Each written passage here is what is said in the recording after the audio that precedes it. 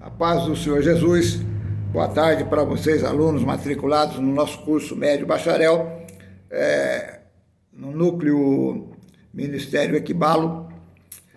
Que Deus possa estar com vocês. Vamos estar dando continuidade à matéria Carta aos Romanos. Façamos uma oração. Senhor Deus e Pai, te agradecemos a oportunidade de estar dando continuidade nessa matéria. Senhor, abençoe os irmãos que vão estar estudando através desse vídeo aula, para que o teu nome seja glorificado e eles possam ter, Senhor, um entendimento amplo a respeito da tua palavra e dessas doutrinas teológicas. Senhor, assim, em nome de Jesus, te pedimos tua bênção, teu perdão e tua proteção. Fica conosco, Pai. Amém. Meus queridos, na sua apostila que vocês têm aí, página 5, vamos falar sobre o problema textual. O problema surge de 4 lados, por assim dizer. Então, uma forma abreviada de Romanos, dessa carta, esteve em circulação durante o 2º e 3º séculos. Existe evidência textual de que há manuscritos que terminam no capítulo 14. Tá?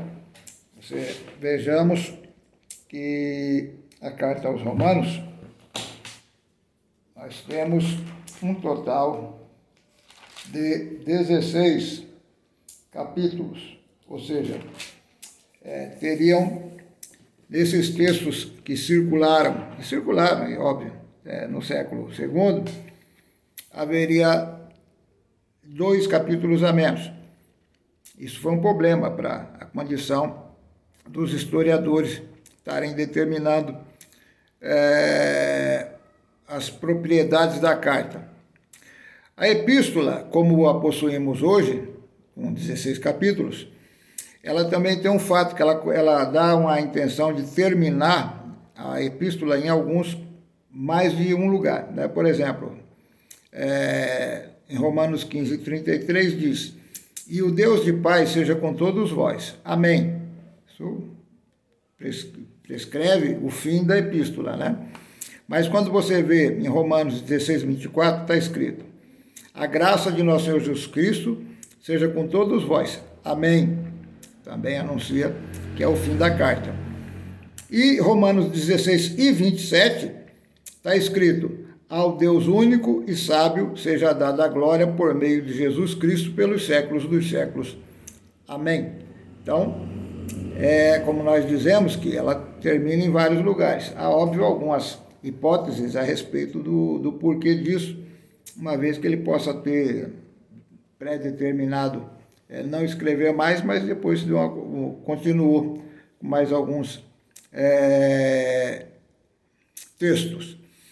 No texto breve, ainda lendo a página 5, como possuímos hoje, no texto breve revisto, a doxologia, que nas versões portuguesas aparece em Romanos 16:25-27, vem no final do capítulo 14. Então, se nós fôssemos ler a doxologia, Romanos capítulo 16, 26, 27, diz assim: "Mas que se manifeste agora o que se notificou pelas escrituras dos profetas, segundo o mandamento do Deus eterno, de todas as nações, para a obediência na fé. Ao único Deus sábio seja dada a glória por Jesus Cristo, para todos sempre. Amém."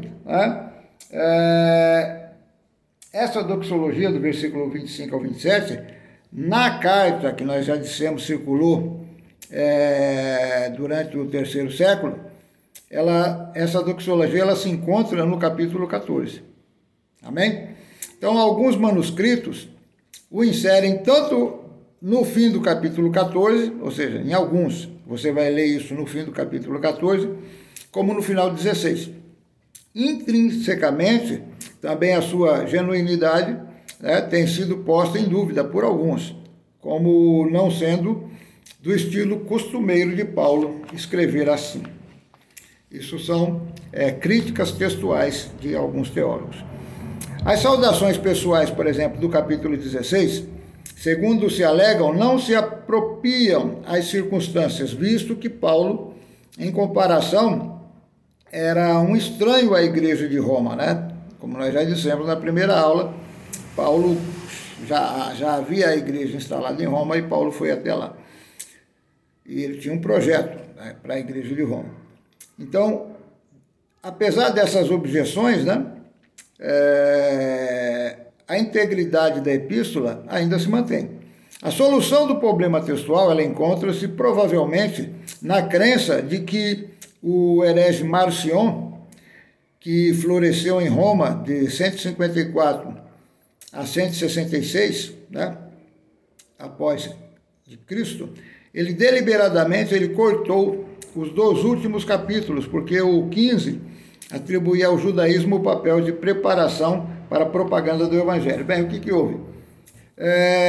Com a ascensão de Constantino como imperador, a igreja se tornou, todo o Império Romano se tornou cristão. E a igreja se tornou vinculada ao Estado, é onde a gente diz, se tornou igreja e Estado com a mesma autoridade, né? Até porque o imperador era cristão e ele mesmo instituía papas e estabelecia líderes nas igrejas no Império Romano. E não havia um cânon, não havia ainda um cânon específico do Novo Testamento. E um personagem em particular, que era Marcion, nós falamos dele na apostila passada, ele resolveu fazer um cânon dele mesmo. Então ele saiu pelas igrejas onde havia escritos, manuscritos dos apóstolos, dos evangelhos, e ele criou o seu próprio cânon, só que ele excluía muita coisa. Por exemplo, ele só aceitava as epístolas de Paulo, ele mudou o Apocalipse, ele fez uma coisa com a cara dele. E certamente, quando ele pegou a carta aos Romanos, esses manuscritos, ele omitiu a parte que dava alguma referência ao judaísmo, porque ele era totalmente Marcion, ele era antissemita. Então, seja por isso, talvez, que aparecem em alguns manuscritos a falta dos 2 últimos capítulos, tá? Em alguns manuscritos encontrados. Então, na página 6, vamos ver. Veja-se, por exemplo, o verso 4, ainda falando sobre esse tema da fragmentação. Pois tudo quanto outrora foi escrito para o nosso ensino foi escrito, a fim de que, pela paciência e pela consolação das Escrituras, tenhamos esperança. Demais disto, o capítulo 15 traz pelo menos 5 citações do Velho Testamento, enquanto o capítulo 16 ele era de nenhuma importância para o ponto de vista de Marcion, não lhe sendo contrário nem a favor. A versão maior, como a possuímos, ela é aceita como sendo original, visto que a abreviada, que termina no capítulo 14, manifesta uma tendência contrária ao Velho Testamento. Quanto ao capítulo 16, é até certo ponto apropriada a menção daquelas pessoas. Se considera que o apóstolo, que o propósito de Paulo era entrar em contato com o maior número dessas pessoas, convindo Roma como lugar de resistência, né? Ou de residência aos amigos de Paulo, tanto quanto Éfeso. Mas mesmo a parte da hipótese de ser esta última o local de origem de muitas das epístolas paulinas.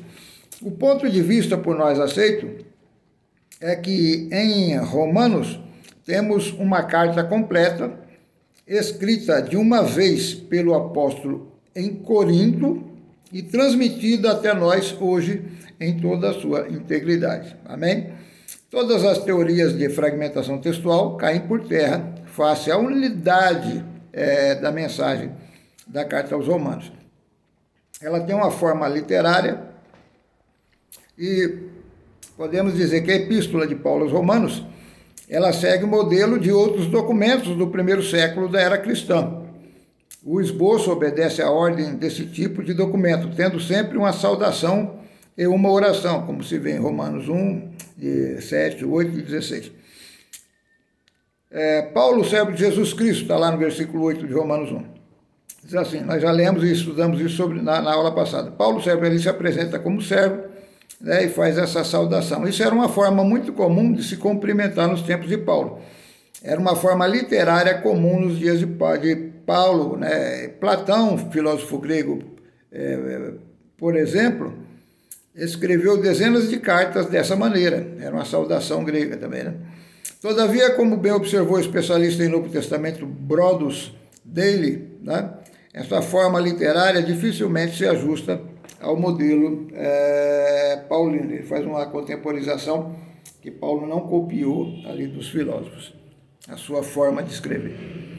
O que podemos observar na leitura de Romanos é o uso dessas diatribes ou crítica severa, discurso ou escrita agressiva, por parte de Paulo. Naquela época era muito comum os autores levarem uma crítica a certas obras literárias.